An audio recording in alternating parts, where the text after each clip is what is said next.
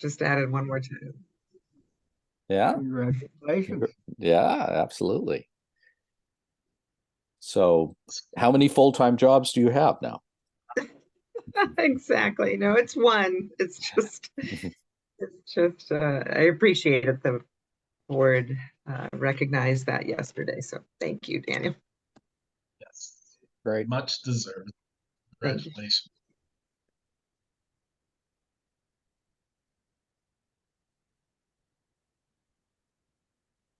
So we started the recording. When we get to the end, I'll cut off this beginning where we're just chatting. And once we start at, I think at 12, my experience has been that people start piling on at about 3 after or 4 after. So we have about 35 registrants, including a lot of Miami-Dade County folks. They have offered some perspectives. I see I've got like 5 registrants this morning. I didn't, and I didn't quite look at them, but one of them was indicating that they were interested in the planting question of plants and trees, etc. And Jim described the issue when it was starting up, where all these invasive trees were removed, and people were saying, "Whoa!" Yeah, anyway. We have a much better story to tell in phase 3, and I just think the net is going to impress everyone. The net gain in trees. It's already a huge, impressive. I see it every day, and even as I come down 19th Avenue to get on this one, those trucks are pouring in there. There's more workers on the project now than I've seen in the last 6 months. So yeah. That's what Irene from DTPW was telling me. They changed ownership, so it's like suddenly they have a great sense of urgency, which is wonderful. We love that. It's great, And as I was telling Bob, I illegally ride through it on Saturdays, so I can see. I'm glad we're riding through on Sunday as part of a bike ride with the community, so it'll be fun. Oh, really? When is it? Sunday at 10. It starts at the Brickell Metro Rail Station. You should join us. I will. I'll be there. Great. Okay, I think have a sufficient number signed in to actually start the program. So let me go ahead and welcome everyone to the 2023 Florida Civic Advance webinar series. I'm Bob Jones, a member of the board of the Florida Civic Advance, and I'm very excited about today's program featuring the important civic work of the Underline. I will mention, just in terms of housekeeping at the front end here, we're going to have presentations. If you can use chat to share questions and or links to resources, go for it.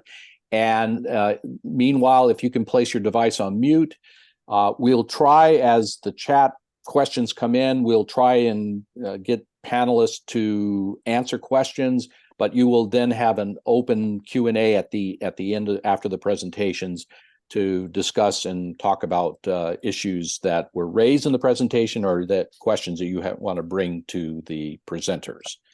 Okay, so I'm going to do a couple of things just to orient ourselves in terms of definitions. The Florida Civic Advance is committed to advancing civic health in Florida communities. So what is civic health?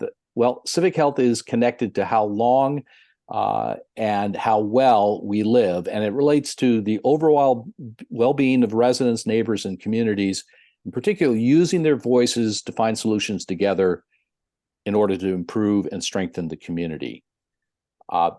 Civic health reflects the opportunities for people to have to participate in the communities, and communities with strong indicators of civic health have a bunch of very positive outcomes. including accessible civic gathering places in libraries and parks, higher employment rates, stronger schools, more responsive local governments, better individual and physical health, and their residents have been demonstrated to live longer, at least 10 years longer, healthier lives in the most communities with strongest indicators of civic health. This is in the context of Florida and Florida's communities, but the last time we looked at this extensively was 12 years ago, and in the meantime, there have been several indicators that suggest that we're about at the same place where we were 12 years ago, that will rank amongst the lowest states in terms of civic health. And this includes volunteering, belonging to civic organizations, donating to charity, helping neighbors fix a community problem, and attending public meetings. And the Florida Civic Advance is committed to trying to change that. So this is the infographic for the Florida Civic Advances, our values on the left-hand side, our strategic priorities across, our vision, and our mission. And we're really focused on trying to engage on civic health, and that includes a broader lens than just either public health or civic engagement. So, and then the other question is, so what is civic infrastructure? And these are a couple of definitions to help kind of orient you to this and to today's webinar. There are places, policies, programs, and practices that undergird strong communities and help with civic engagement. Another definition from the 2023 County Health Rankings and Roadmaps National Findings Report, it includes spaces such as schools, parks, and libraries, and help us stay connected, and policies and practices that foster belonging, making civic participation possible. So the bottom line, I think, is a well-resourced civic infrastructure gives a space and opportunity for people in the community to work together. And so let me briefly introduce our panel. And so I'll start with Jim Murley, partly because he's Chief Resiliency Officer, but also because he's President of the Florida Civic Advance Board. So you will know that Jim has had a long career. He's worked in a lot of planning and legal contexts and legislative contexts and executive leadership contexts. In the 1980s, he was instrumental in founding the Thousand Friends of Florida as a nonprofit for a statewide nonprofit. And then in the 1990s, he served, among other things, as Secretary of the Department of Community Affairs for the state, and in terms of running the planning and growth management issues. He then in the 2000s, he was the director of the FAU Joint Center. It was the John DeGrove Center that was founded at Florida Atlantic and Florida International University. And then in the 2010s, he also came back to work with the South Florida Regional Planning Council. And then in the last number of years, 5 years, 6 years, Jim has been working at Miami-Dade County. So welcome, Jim. So Patrice Gillepsie Smith, her LinkedIn page says she's an urban planner, collaborator, and doer. And she is the Chief Operating Officer, although Daniel may indicate and Patrice may indicate that that may have changed yesterday, and of the Friends of the Underline since 2020. She works to create walkable, livable, resilient communities. And she had a long history of work in South Florida. She worked for the Miami Downtown Development Corporation as a manager. She was also a manager for Neat Streets in Miami, and worked with their board. Worked in transportation as a planning director, the Urban Health Partnerships and Urban Health Solutions.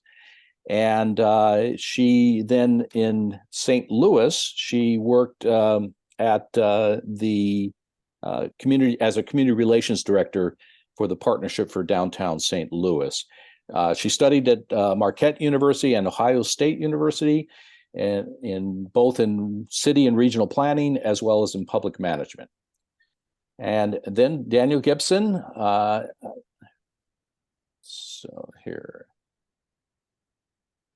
So Daniel Gibson is a Los Angeles native, like myself.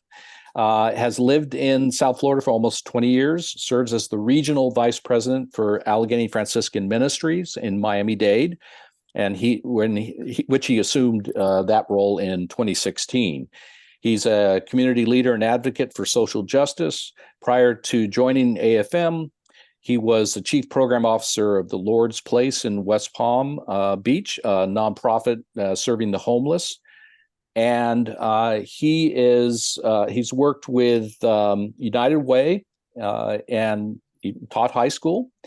And I think finally he studied both psychology and theater. So that tells you everything you need to know about Daniel at both Yale University and Barry University here in Miami. So welcome all of you to the program, and I will go back to share the screen, and I can share it. Yeah, I got it.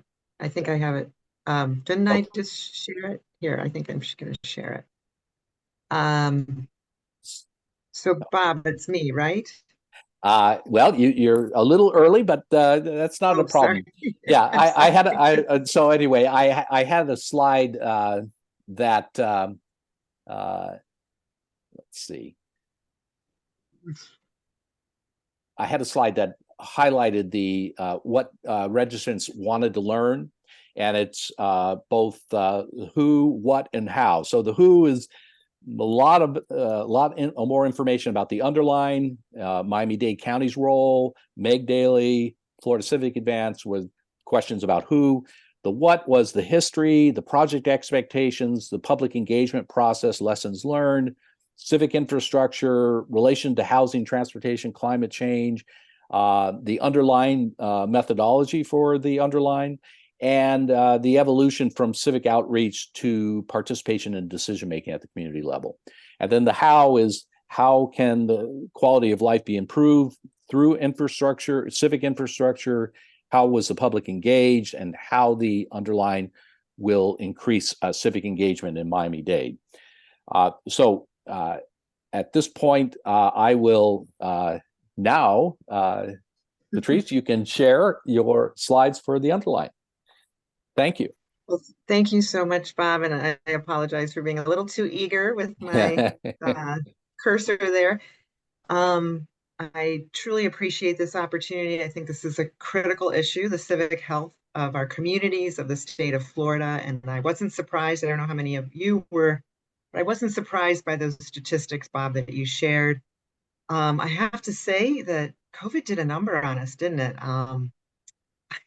I have to tell you, I have a brother who has severe OCD. I mean, like off the charts. My sister and I were just talking about it last night, and it makes no sense. But I have to think that COVID and the isolation that resulted really is what triggered it. And I am glad to be here today to talk about a partnership, a public-private partnership between the county and many of nonprofits, as well as corporations that support the underline, that really have advanced not only a multimodal trail that will soon reach 10 miles from Miami River all the way to Dade South, but a gathering space that's open to everyone, any time of the day, 24 hours a day, 7 days a week.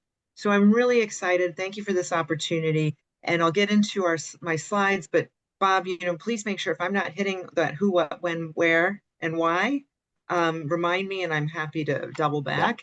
And Daniel, as a board member of Friends of the Underline, I know you're not shy, so please feel free to chime in anytime you think I'm forgetting something. So, our founder, Meg Daly, and I love this slogan because it really does sum up the underline, loves to say big projects can solve big problems. And it's true, you know, who would think 100 feet wide by 10 miles could be play such an important role in connecting the community. And yet every day I'm surprised. I see the community coming out. I always say you never know what you're going to see on the underline, but it is truly transformational what has happened to date. And we've only been open 2.5 years.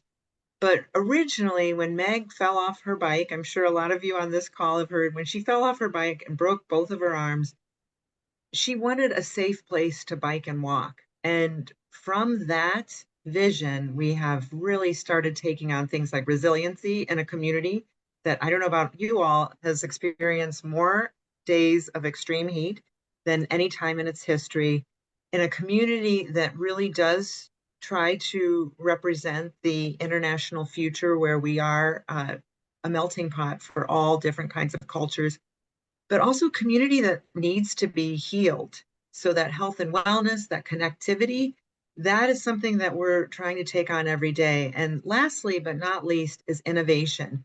We do offer free Wi-Fi every day on the underline and will for all 10 miles. So anyone can come to, whether you're doing your homework, catching up on work, or just want to play a video game, you can do it on the underline. And I think that kind of helps that civic health, right? Because you're not at home by yourself, isolated. You have an opportunity. And I do want to say that the underline, based on our research, is a place where more than 60% of our visitors are meeting someone new every time they come to the underline. So pretty proud of that statistic. Patrice, And for those of you, yes. Could you go full screen on your slides? Got a couple of yeah. yes. Okay, yes. Let me Thank you. see if I can do that. Oh, I think I just did, right? Let me see. Let me see if that button. There we go. Did it. I'm sorry. Bob, you know this has been a bit of a struggle for me today, so I appreciate so there it is, full screen. But anyway, for those of you who aren't familiar, phase 1 is open, half mile in Brickell. Phase 2 is expected to be open by the end of this year. That will get us to 2.7 miles. And then phase 3 broke ground last week, which was a beautiful moment. Daniel, thank you so much for being there. And Jim, the county was so well represented. It was one of those rare moments where you had City of Miami, City of Coral Gables, City of South Miami, and the county all coming together. Nobody cared about past grievances. They all came together saying, we are excited about this project. So it's pretty amazing. And just for anyone who doesn't know this, all $140 million for construction has been secured thanks to the generosity and support of Miami-Dade County, the federal government, the state government, and those municipalities that I mentioned previously. So we're very excited. And of course, our private donors, which is very important. So let me see if I can. It's also important to point out that this is part of an overall network that's being created by Miami-Dade County, something called the SMART Plan that the county's been working on for years. And as you can see, that's the green piece. That's where we are. We fall within that network. But the county is really trying to bolster its transit and bike and ped network. And we're just one part of that. But as you can see, overall, we're trying to create a network where you don't need a car. Critical in Miami-Dade, where every day seems like it's getting, your commute is lengthening.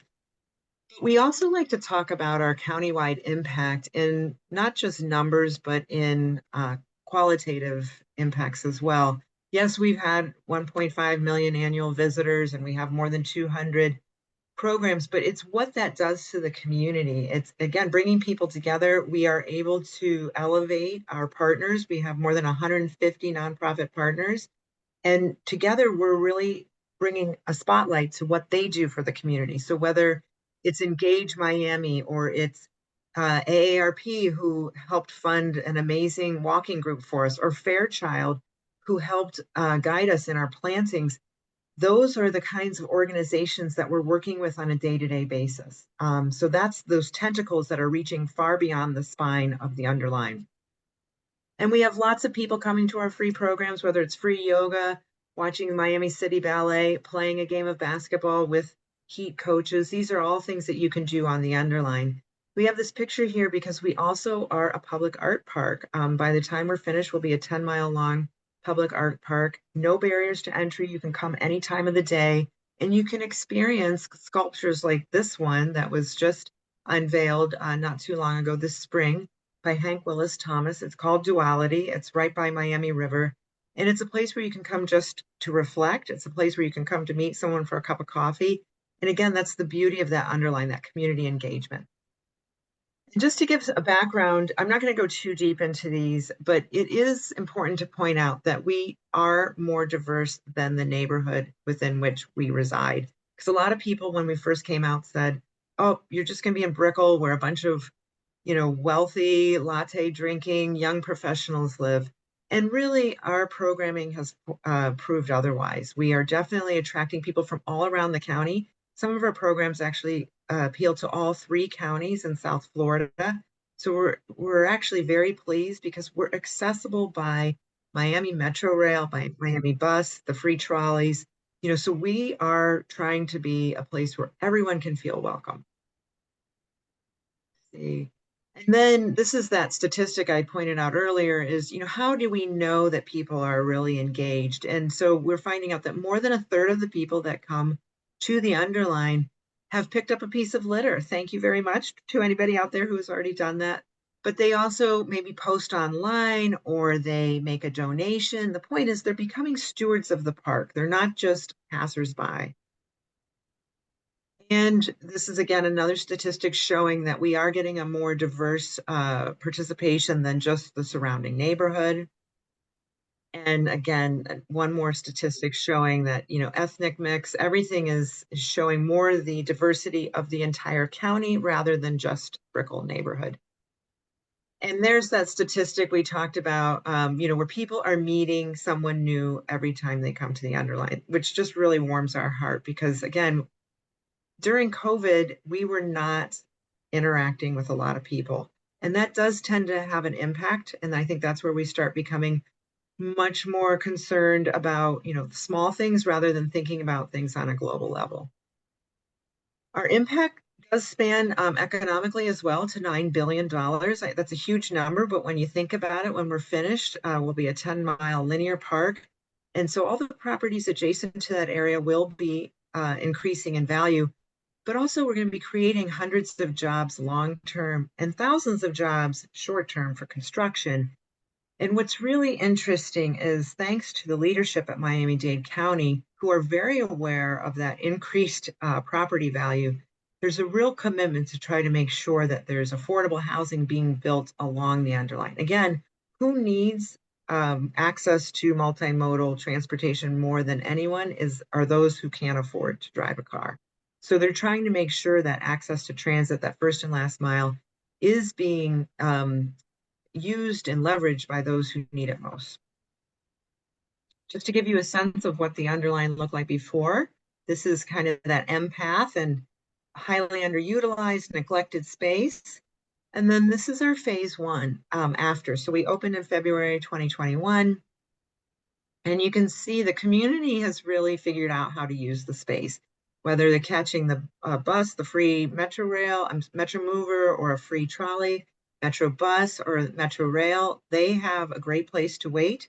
We actually have, thanks to our grant from AARP, we have a lovely kiosk that tells people when the next bus is coming, so they have that real-time information.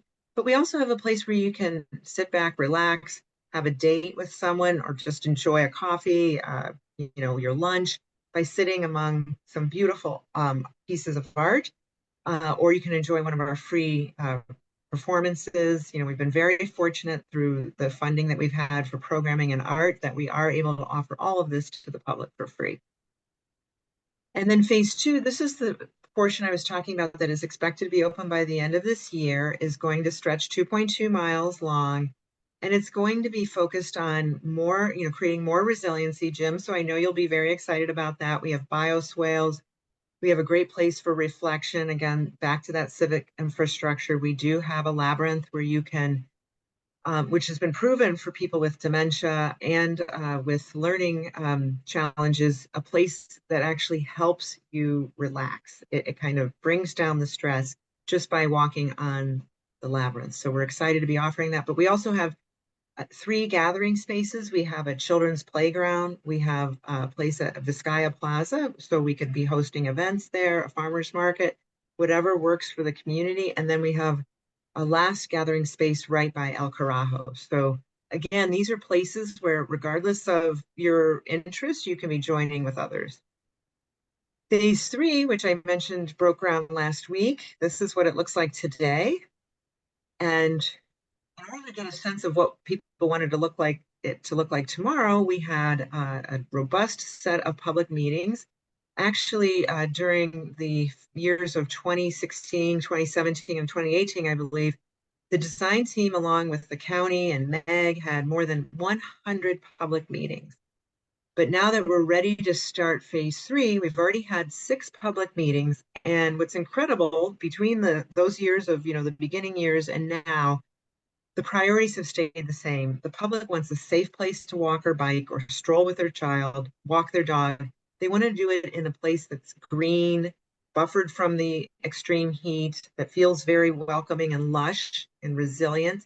And they want to do it with their neighbors. They want to have that interaction. They want that excuse, whether it's, again, a free Zumba class or walking on your walking group.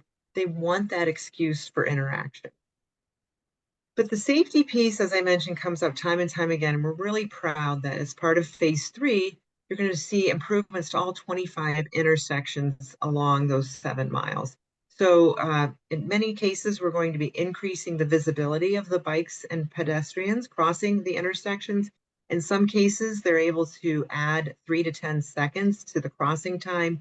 So before any motorist takes a right turn, the pedestrian will have, an exclusive time to themselves to get across the intersection. And in other cases, you may see a no turn on red. So many different tools in that toolbox that this design team is advocating for and will succeed in many cases. So then back to those gathering spaces, right? So this is what's really exciting. If you showed up to one of the public meetings, you were heard. A lot of special interests showed up.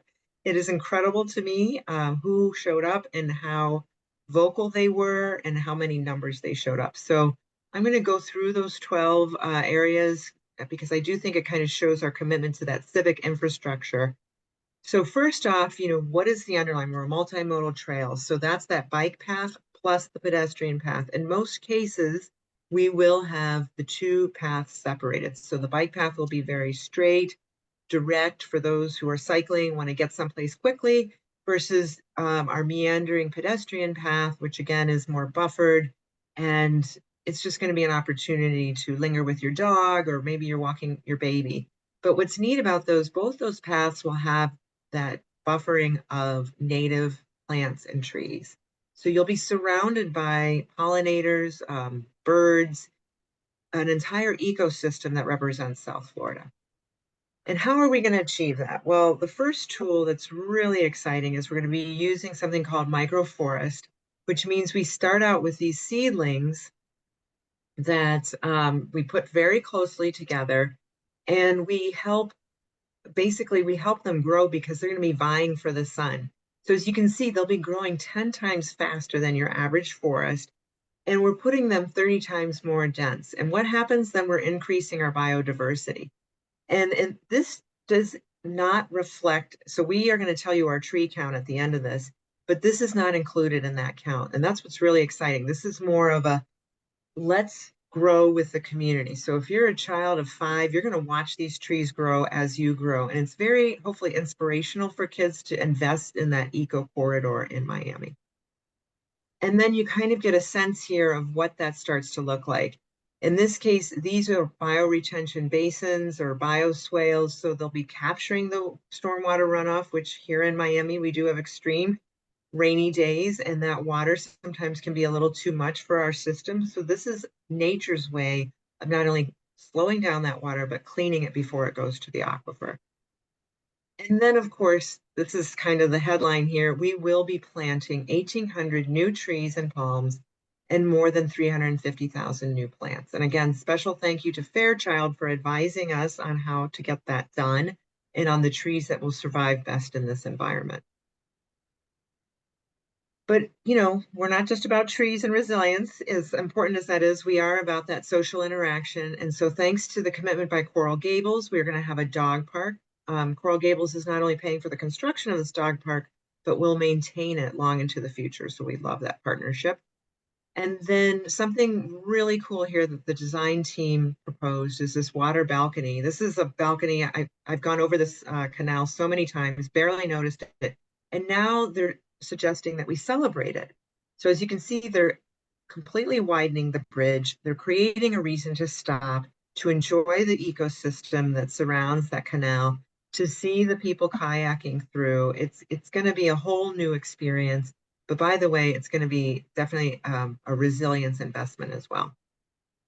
And then again, rain gardens, we really want to immerse everyone into nature so they can appreciate it. What we find is every time somebody digs their hands into that dirt, they're 10 times more likely to care about the livelihood of those plants than they are if they're just walking by. And so by creating these rain gardens or bioswales where children can actually go in, experience nature, and creating fun reasons such as birdhouses and insect hotels, we're really trying to engage people in the future of Miami's resilience. And again, stormwater ponds, I think I already hit on that earlier. Again, the environmental value to that. Public art too, I should point out, as I mentioned, public art all along 10 miles. We do have, and if there's anyone on the call that wants to talk to me about either naming or installing art, please reach out afterwards. We'd love to talk to you. Actually, Daniel's organization has graciously invested in a butterfly garden in phase 2, which is going to be beautiful. And I encourage all of you to check it out. But it's that kind of support and engagement that really helps the community buy in. And I can't forget pickleball. So many people showed up wanting pickleball on the Underline. And yes, we will have pickleball courts as well as a mini soccer pitch and basketball, which continues to be incredibly popular. So regardless of your age or ability, you will have something on the Underline. And I should mention the entire Underline is universally designed, meaning if you're in a wheelchair or a cane, you're going to be able to access any part of the Underline. There are no steps without an ADA ramp right nearby. There's another gathering space right in front of University of Miami. So whether you're going to see a student pep rally or yoga classes or maybe a movie night, beer tasting, whatever you fancy, you can find it there at Rockridge Plaza. It's definitely going to be a place where town and gown come together. The skate park, this is another example of an incredibly effective group of young women who came out and said, do you know the benefits of the skate park? And they told us all the social benefits, which I didn't know. I had no idea, and how really it empowers young women to be more confident. Had no idea. So I'm so excited that this is one of the 12 amenity areas that everyone's going to be able to experience. And we've already had University of Miami and others step forward indicating that they may want to help fund this. Very exciting. And I love that this last slide just really highlights who we are and what we're about. Working together. Honestly, we wouldn't be here without Miami-Dade County and all the partners. Jim, I can tell you, thanks to your department, we just won a $2 million grant last year. Thank you so much for your letter of support. I think that really put us over the top. And I think the federal government knows that we have the backing of so many different players that we can make this happen. Thank you.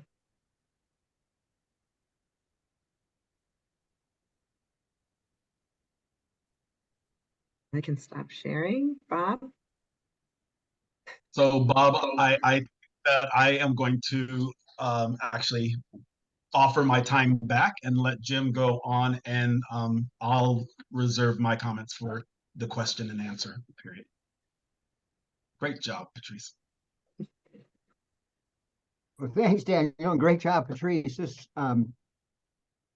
an honor to be able to participate on this. I want to identify that I'm a 3-time user here, in addition to my role with the Florida Civic Advance, which I'm honored to be the chair of. I'm here on behalf of Miami-Dade County government, but I'm a neighbor of the Underline and a heavy user. I ride it often, sometimes most of the time the legal part, sometimes the illegal part where the construction barricades up, but I'm too curious to see how the plants are doing. And I'm just really excited to see the next phase coming in.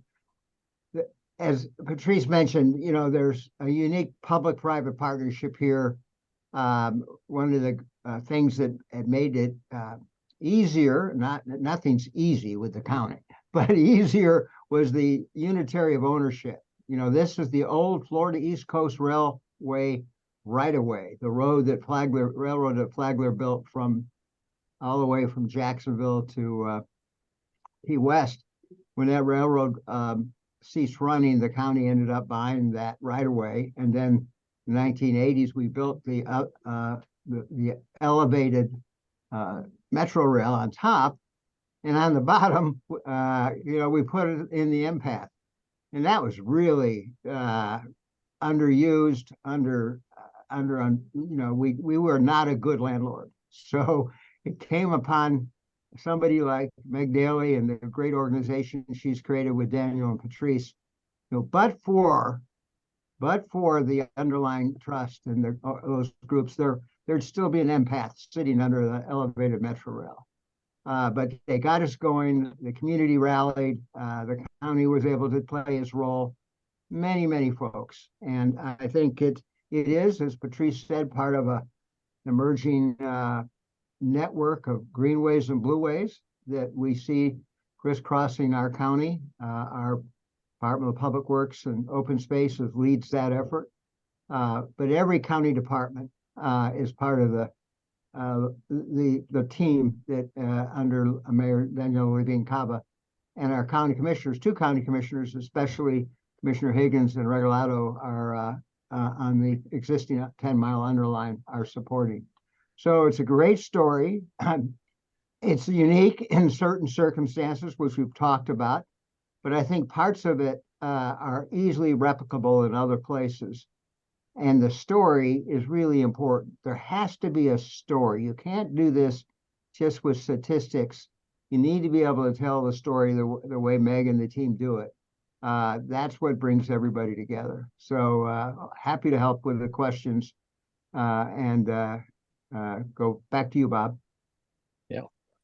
So let's open it up. And I think at this point, if you want to unmute your device and ask a question of this, there's a lot of information, Patrice, that was presented with really an impressive array of amenities and really thought through. And it's been about a 8-9 year process from 10 years ago. Meg came up with this crazy idea.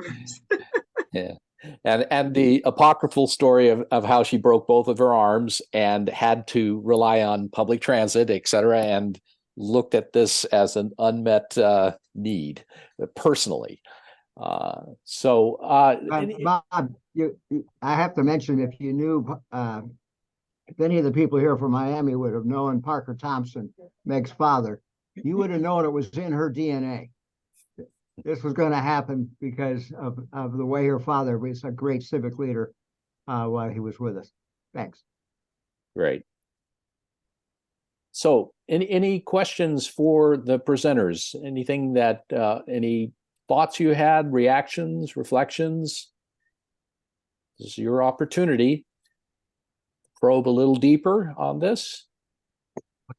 Kevin has his hand up. Hey, so Kevin. Hey, Bob. Hey, Bob. Good to see you again. Hello, everybody from Seattle. Thank you all for a really inspiring presentation. And Patrice, I'm kind of wondering what you and your colleagues over that 10-year period can share in terms of some of the key lessons learned and what you might have done differently in retrospect, especially with regard to the collaborative piece and the forming of the partnerships and keeping those partnerships together, making them durable. Sure, and I should clarify. So 10 years ago, Meg told me about her idea, and I kind of smiled and thought, "Oh, that's nice." And then, I mean, I'll be honest, Jim will know. I thought that's never going to work because she's working with the county, and the county can be challenging, Jim. I'm not, but anyway, so perseverance I would believe that's where Meg outshines everyone. I tell people she wakes up every morning with one thing on her mind and goes to bed every night with one thing on her mind. And that's why she succeeded. And that's why we are building these 10 miles. But as far as partnerships, I do think, the thing that we've learned is the more you do, the more people envision themselves there. So a great example, last week we had Spirit Airlines out doing a volunteer dig. Lo and behold, another firm said, wait a minute, we can go out, we can do that.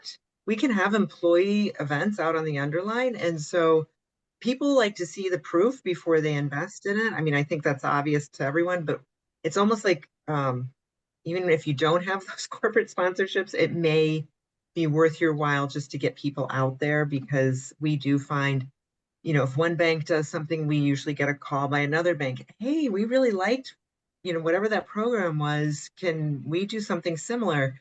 So, I do think people want to see it. But what I love now is that we even had somebody from an organization called Fatherhood Task Force say, you need to have more fatherhood meetups on the Underline. And of course, so we're not saying you can't. What's great is people are starting to say, I want to be there. So, I think you need a really strong social media person, because these days that is, the majority of information that people are receiving. And what we found is, the more you stir the pot with the things you're doing, the more creative ideas come and the more partners want to work with you. Oh, and lastly, I will just point out, we did this once and I just want to replicate it over. And we did apply for a grant, and we just kind of did it on a whim we said, help us fund nonprofits to come to the Underline.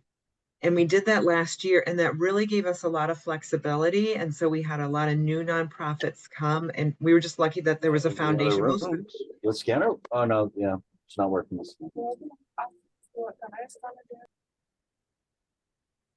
So getting that flexibility can be very beneficial if a foundation will allow you to have it. Thank you very much. Daniel, is my understanding correct that you're also trying to provide access, digital access, wireless access to communities that are adjacent to the 10-mile park? And how does that relate to your diversity inclusion strategy? Yeah, I appreciate the question and your attempt to fold me into this conversation. The truth is, Patrice is the expert. She is leadership within the organization, and she may have a better answer. So we can tag team on this one, Patrice. What I do know as a board member and as the founding chair of our Diversity, Equity, and Inclusion Committee, I have firsthand experience and knowledge of how committed the Underline leadership, staff, board is to making sure that all communities within Miami-Dade are considered and thought about, and we are doing everything we can to make sure that the park allows experiences for every person in this county to be able to experience the park, feel welcomed at the park, and have a positive experience. There has been substantial resources provided to make sure that we are addressing any of the technical divides that happen in communities. I know that Knight Foundation supported that pretty substantially up front, and we have I can't speak enough to just the creativity and the wisdom of the staff. And I'm thinking of one young gentleman who's sort of heading up some of the technology solutions that the Underline is considering, so that people can, take a meeting at the Underline and be outside and be able to perhaps do homework if they live near the Underline and they don't have internet at home. So yes, we are looking at technology, and we're looking at all all aspects of life, right? We want to make sure that the park is safe when people go there. We want to make sure that people can ride their bikes safely. But we also have opportunities that will employ local residents to perhaps sell goods at the park as vendors. And we have made a commitment to targeting businesses of color and women-led businesses. A very high percentage of those types of businesses to be selected and included in part of that process. So those are just a few examples. Okay, and any other questions from those who have been listening in on this fascinating webinar?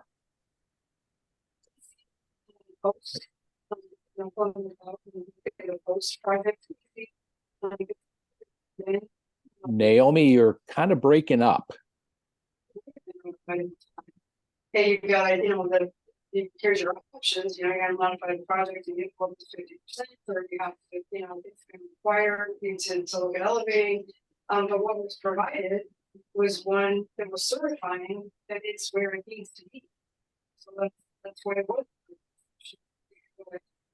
But now that we need to wrap it up, the one that's required to show is not. So it's a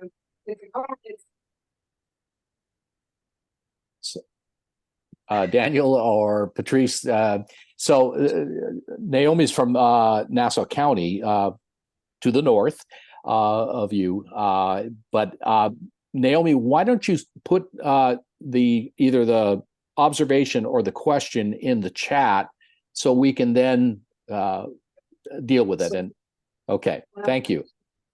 Tim Dutton, who's serves on our board at the Florida Civic Advance, had the question, can you please speak to the effort to measure impact, including civic engagement, especially related to impact on engagement from communities of color? Yes, I can kick off on that. We are fortunate that early on, right after we opened, Knight Foundation put us in touch with an organization called Reimagining Civic Commons. And they had basically a report card that they used to measure open spaces. So they got together with us. I think Naomi's still trying to talk. So that's why you have to hey, take a look at this picture here provided, take a look at your providing and try to pick something because Naomi, we cannot make out what you're saying, and if you could use the chat, we can then just read it out and have the presenters respond. Thank you,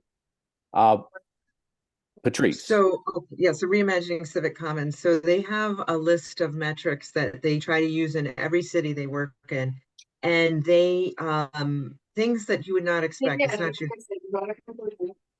your. Naomi? I think we're gonna have to mute her. Sorry to say that, Naomi. Yeah. So anyway, so we use things like, how do you feel? Do you feel that optimistic about the future? Do you feel connected to your community? So some things that I'm going to be honest, we normally would not ask our visitors. And this has really helped us gauge basically the mood of the community. So that was the first list of metrics that we used. And then we've put together a pretty robust list of KPIs that we measure, things like, social media following, things that are more tangible, number of visitors, number of participants. And then, as Daniel, we are getting better about tracking what is the demographic composition of that participation. So that's something I love that the DEI committees had very honest conversations about, should we ask participants their race? Should we ask them their income? Because it does feel a little invasive. But something with Daniel's guidance, we are asking now anyone who we sign a contract with, what is your race? What is your ethnicity? Those kinds of questions, because then we are able to show our impact. And that's why we actually report to the board every month how many programs are we providing that are being led by people of color? And we know right now it's 64%. So we're proud of that. Another piece that, thanks to our relationship with the county, we do have to pay the living wage. And that is something that we're very proud of. I think that's a great metric. So starting October 1st, we'll be paying $20.34 an hour, even for frontline employees. So anybody working on the underline is going to make at least that. So those are a few metrics. We have, as Daniel knows, a whole matrix of metrics that we can consider. We just haven't locked in on all of them yet. No, I would like to jump in there and say that even as a board member and heading up the DEI committee, I continue to learn. I think in many ways, being able to measure the impact of diversity, equity, and inclusion continues, and civic engagement continues to elude us sometimes. And I think we, specifically professionals who work around community, we put great value in metrics, in numbers, and to be able to tell stories. And something that I've been able to understand better as I have sort of been talking to the underline about some of those goals that we have. When you're talking about civic engagement and you're talking about the support and the awareness of diversity in your community, I believe that actions are just as important as metrics. And that's something that we're realizing. So part of our being able to demonstrate impact will also be in telling the stories of what we have done. And when I tell you the effort to make sure that programming is inclusive and representative of Miami, it is by nature that staff does it. I would say the majority of the art that is in the underline currently is represented by artists of color. One of my favorite pieces is a mural that is, I believe, a Bahamian artist, one of the early installations. So there are efforts that we are doing, and through those efforts, I believe relationships and reputation will speak for themselves.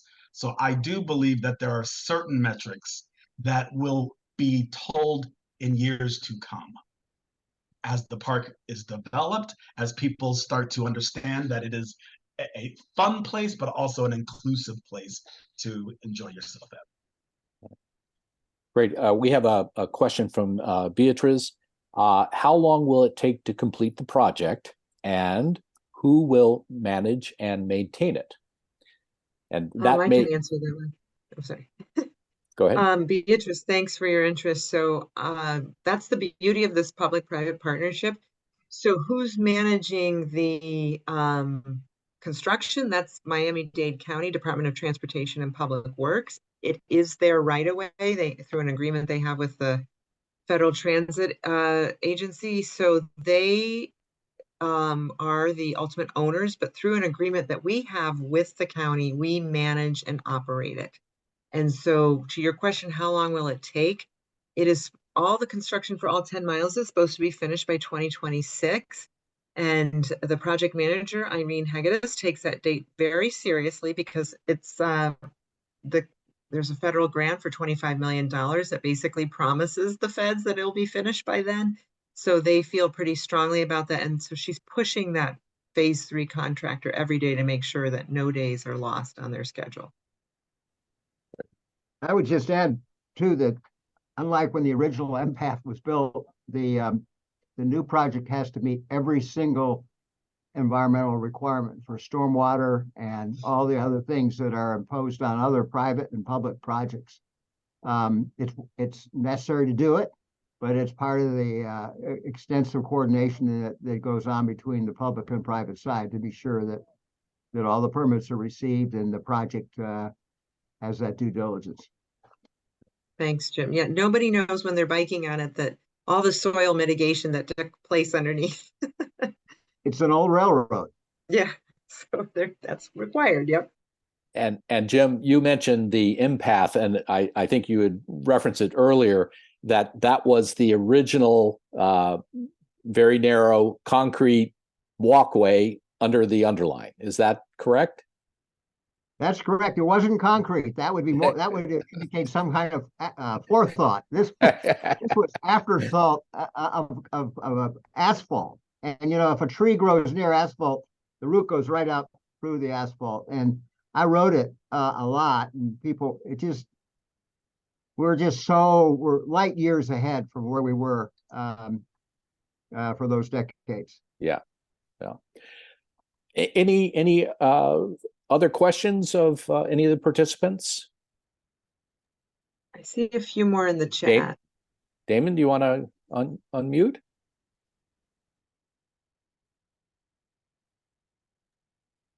Let's see. Hi, thank. Oh, Go ahead, Damon. thank you so much, Patrice and Daniel and Jim, for the presentation. This is really an amazing comprehensive project. I was one of the things I was thinking about was during this process for phase 1, phase 2, phase 3, and I was thinking about comparisons. I've lived in a lot of different locales, and I was listening to what Kevin had asked earlier. Is there a process for a comprehensive process for how, by the time this is completed or phase 3 is completed, where other locales can learn from the Underline template in terms of like that comprehensive big book thing, or you know, like other cities like Seattle or I don't know if it was Jacksonville, wherever else might look to and say, oh my gosh, these 3 counties have done this amazing thing. I know that's a lot. But are you working with like a University of Miami or any other kind of comprehensive researcher that's able to track the whole thing so that like at the end of phase 3, there can be that best practices model booklet thing?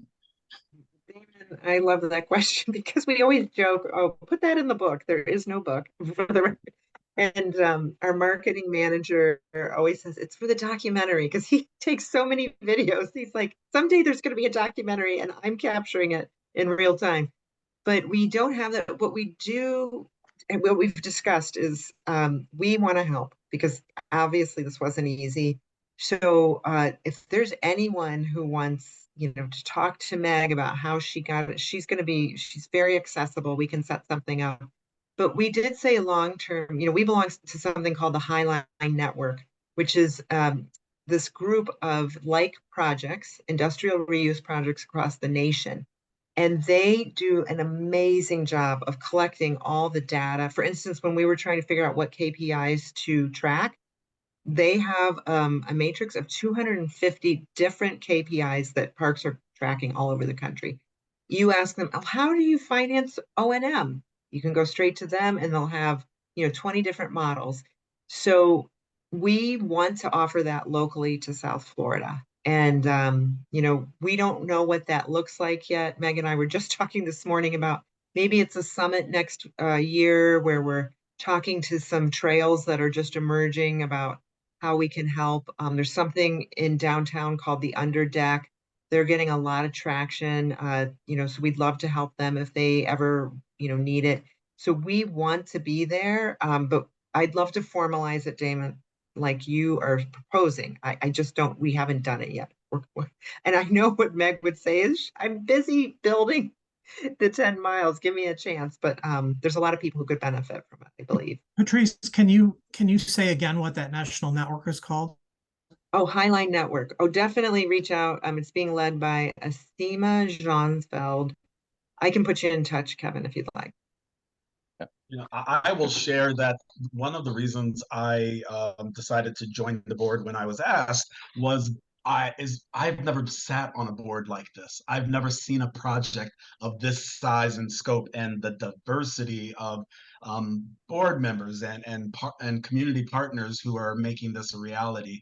As we started over a year ago, really embracing DEI, and we were so focused on, okay, we want to make sure that people who live in the northern part of the county can come down here. We'll buy bus tickets and we'll do. I mean, we were thinking of everything. And one day we realized that wouldn't it be more community focused to do what your question suggested, to provide technical assistance and advice to a community of how they can have their own underline. Why should someone have to travel 30 miles to come in and experience our underline? They can have a version of it themselves, and we are more than happy to provide advice, perhaps being part of a committee that sort of helps plan for some of those things. And we see that as one of several leadership roles that we can do that also addresses some issues around equity. Yeah. One last question was presented from Rose, and it is sort of, have you developed a succession plan? Sort of looking very far into the future to sustain and the energy and the like. And so you want to answer that briefly, and then we'll try and get to the wrap up. Great. Well, hey, Rose, good to see you. Rose and I used to work together. So thanks for the question. Yes, we have thought about that. Our board just adopted a 5-year strategic plan last year.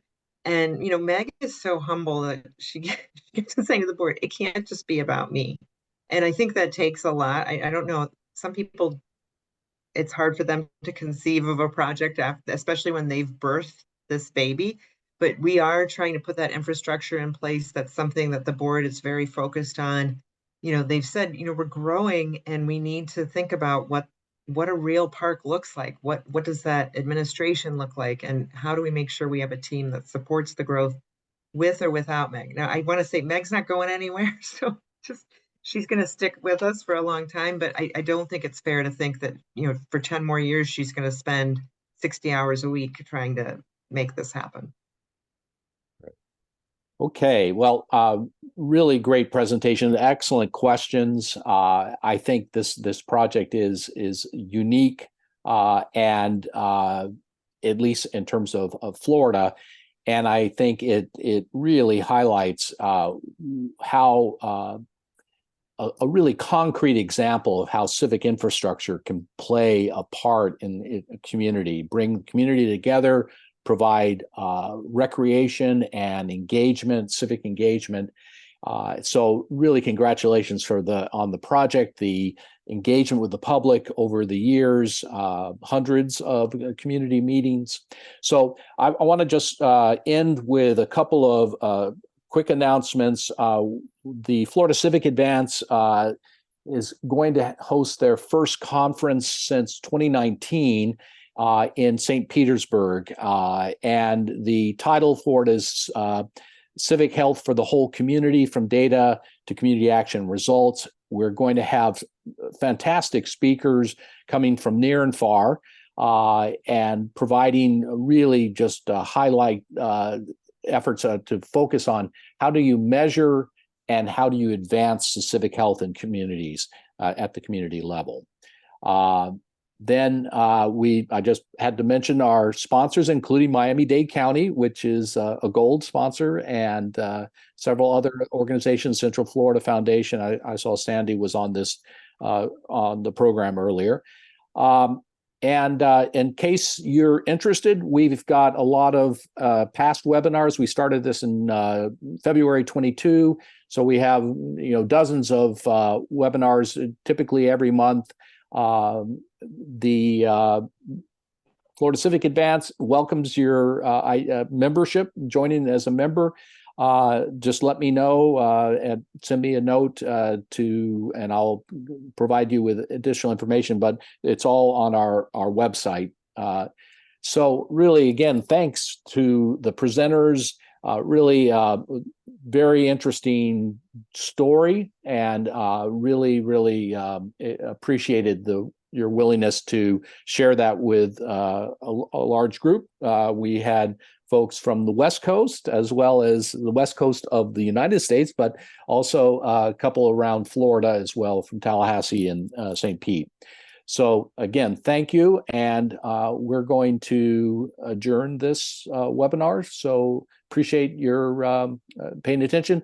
We're going to have a couple of webinars in November and December. Those will be up on the website soon. It's going to involve youth in civic health as well as civic education. And so I'll share those very briefly, but we're really focused on our summit in October. So again, thanks so much.